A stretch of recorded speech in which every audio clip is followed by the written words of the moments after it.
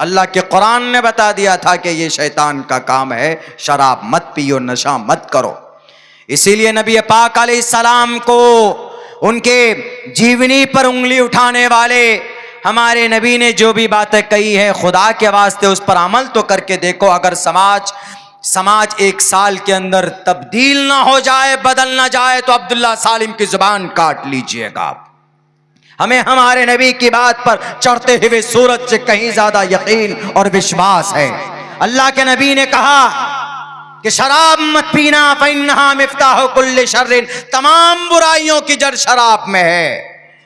पहले बताई थी, जो बात नहीं समझ में आई, सीबीआई ने उस बात को प्रूफ कर दिया कि नहीं, शराब मत पीना, क्योंकि शराब पीकर एक बेटी की आंख फोड़ना आसान हो जाता है। शराब पीकर किसी बेटी की इज्जत लूटना आसान होता है। शराब पीकर मां को गाली देना आसान होता है। शराब पीने के बाद बीवी को उल्टा सीधा बकना आसान होता है। शराब पीकर अपने समाज के यार दोस्तों के सामने में आप ढंग से खड़े नहीं हो सकते।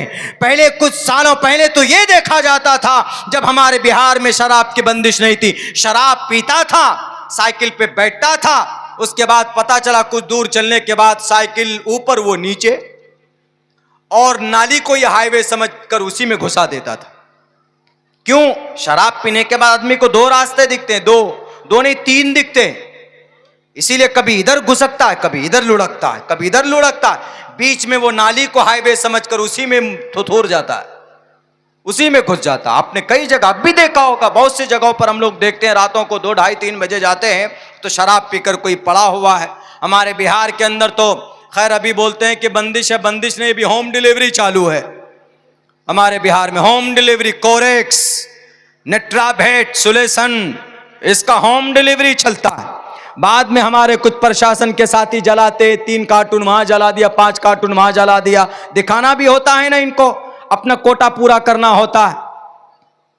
मेरी गाड़ी का इंश्योरेंस 1 दिसंबर सन 2024 की 12 बजे रात में एक्सपायर होता है। इंश्योरेंस, मेरी गाड़ी बहुत दूर तक जाती, बहुत दूर दूर तक गाड़ी से हमारा जाना होता है। हम जहां तक आसानी होती, सहूलत होती, गाड़ी से निकल जाते, कलकत्ता निकल जाते, उड़ीसा निकल जाते, रांची निकल जाते। अभी हम पटना अपनी गाड़ी से निकलेंगे तो पेपर रखना पड़ता, रखना भी चाहिए पेपर आदमी को। पता है आपको, मेरी गाड़ी का चालान 7 चालान कटा है। आज मैं अररिया में चक्कर लगाया हूं, कम से कम 4-5 ऑफिस में गया हूं, 7 चालान कटा 2-2 हजार रुपए का। एक चालान कब कटा है? अगस्त के महीने में। एक चालान कटा है अक्टूबर के महीने में, 2 अगस्त के महीने में, 2 अक्टूबर के महीने में, 2 नवंबर के महीने में। डीटीओ ऑफिस गया कि सर ये क्या है? बोला कि आपका इंश्योरेंस नहीं है। मैंने कहा लीजिए इंश्योरेंस प्रूफ हमारे पास है, ये लीजिए। बोला ओहो कहाँ कटा है? हमने कहा कि इसमें टोल टैक्स में, हरियाबारा। वहां गए, बोलता सर ये क्या बात करते हैं आप, हमारे टोल टैक्स में तो चालान काटने का अलाउ ही नहीं है। हमने कहा अच्छा बोलिए कहाँ होगा मामला का समाधान? बोला आप एक काम कीजिए, ट्रैफिक पुलिस वाले के पास जाइए। ढूंढते ढूंढते वहां पहुंचे, कोई दीवान अकरम खान साहब हैं, उनके ऑफिस में कोई नहीं। हमने कहा कि सर चालान काटा, समाधान क्या होगा? उन्होंने कहा कि ऐसा है कि आप थाने वाले के पास जाइए, पुलिस स्टेशन जाइए। हमने कहा वाह, चालान आप लोग काटे, हम पुलिस स्टेशन क्यों जाए? हमने कोई शराब बेची क्या? उन्होंने कहा कि नहीं, आपको वहां जाना, आपको एक आवेदन देना। हमने कहा कि 1-2 चालान यहां कटा है हमारा हरियाबारा टोल टैक्स पे, 2 कटा है सुपौल में और 2 कटा दरभंगा में। हमारे पास जब पेपर मौजूद है इंश्योरेंस का, ये पेपर हमारे पास आपके सामने है। बोला हाँ। वो बेचारा अच्छा आदमी था, उसने आके कहा मौलाना एक बात बोले। हमने कहा कि बताइए। हम गर्म हुए। हमने कहा कि एक तो गलती की आपने, ऊपर से आप समाधान नहीं बता रहे, कभी कह रहे वहां जाइए, कभी कह रहे वहां जाइए। हमें बताइए कि माजरा क्या, चालान कटा कैसे? बोला हजरत होता ऐसा है कि हम लोगों पर एक टारगेट दिया जाता है कि मिसाल के तौर पर आज तुमको 10 चालान काटना है, 10 चालान तुमको काट कर दिखाना है आके। इतने एक्टिव तो होते नहीं है चालान काटने वाले, बैठे हुए एकदम। उसके बाद में देखा कि अरे भाई बहुत ज्यादा प्रेशर आ रहा, 10 चालान काटा हुआ, अभी एक भी नहीं कटा है। बस खड़े हो जाएंगे कहीं पर, फोटो लिया वहीं से काट दिया। लोकेशन किसका डाल देगा?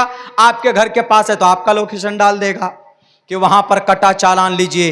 वो अपना 1 दिन का कोटा 10 का चालान काट कर भेज दिया। पैसा नहीं मिला, हाँ जी सर ये है, इनका ये पेपर गलत है, भेज दिया। हमने कहा कि इस चीज पर लगाम लगाइए ना, इस चीज पर लगाम क्यों नहीं लगता? बोला वो लोग है ना क्लोजिंग रिपोर्ट पेश करना होता है और जिसकी वजह से ये लोग किसी का भी चालान काट देते। हमने तो अब यही फैसला किया, आज तो मेरे पास टाइम नहीं था, हमने यही फैसला किया है कि कंज्यूमर कोर्ट में केस फाइल करूंगा, भले ही पैसा खर्चा हो जाए, दूंगा। 14,000 का चालान है। बाज लोग बोला मौलाना दे के खत्म कीजिए। मैंने कहा क्यों करें, हमारे पास जब पेपर मौजूद है। यही तो गलत व्यवस्था है ना, इसी को हम खत्म करना चाहते हैं ना। ये पकड़ो ना उन नालायकों को, उन मुजरिमों को जो कुर्सी पर बैठकर जिनके पेट 2-2, 3-3 फीट बढ़ गए हैं ये हराम खा खा कर। उनमें से कोई आदमी बेचारा जाहिल होगा, वो बोल देगा तुम्हारी गाड़ी में ये प्रॉब्लम है। नालायक नाहंजार आदमी जो मुजरिम है उसको नहीं पकड़ते, और जो बेचारे उनके पास सारे डॉक्यूमेंट्स मौजूद होते हैं और उनका चालान काट कर भेज देते हो। शर्म आनी चाहिए आपको। अगर नहीं है, आपको काम करना नहीं आता है तो कुर्सी छोड़कर बैठ जाओ, दूसरे लोगों को कुर्सी पर बिठाओ। इतना खराब सिस्टम हो गया है हमारे पूरे मुल्क हिंदुस्तान के अंदर। होगा क्यों नहीं जनाब? 7,500 करोड़ रुपए गंगा के किनारे बहाए गए। अगर ये 7,500 करोड़ रुपए अगर साइबर क्राइम करने वाले फ्रॉडियों को पकड़ने के लिए बनाया जाता तो सन 2024 के 9 महीने में 11,333 करोड़ रुपए फोन के जरिए से, मैसेज के जरिए से, ओटीपी के जरिए से लोगों के अकाउंट से पैसे निकाले गए। उनमें से 10% मुजरिमों को नहीं पकड़ा गया। क्यों? क्योंकि इनके पास साइबर क्राइम को, क्रिमिनल को पकड़ने के लिए अभी तक कोई एजेंसी नहीं है भारत के पास। बाकी 7,000 करोड़ रुपए नाली में बहाने के लिए इनके पास पैसा होता है। इनके पास मासूमों को पकड़ने के लिए, चालान काटने के लिए पैसा होता है। लेकिन जो मजलूम है और जो जिस चीज की जरूरत है उसके लिए पैसा खर्चा नहीं करेंगे ये लोग। ये ऐसा हमारा मुल्क इस तरफ जा रहा है और जिसकी इस्लाह की बड़ी सख्त जरूरत है। ये जब ही हो पाएगा, ये जब हो पाएगा जब हमारे बच्चे पढ़ लिख कर मैदान में आएंगे।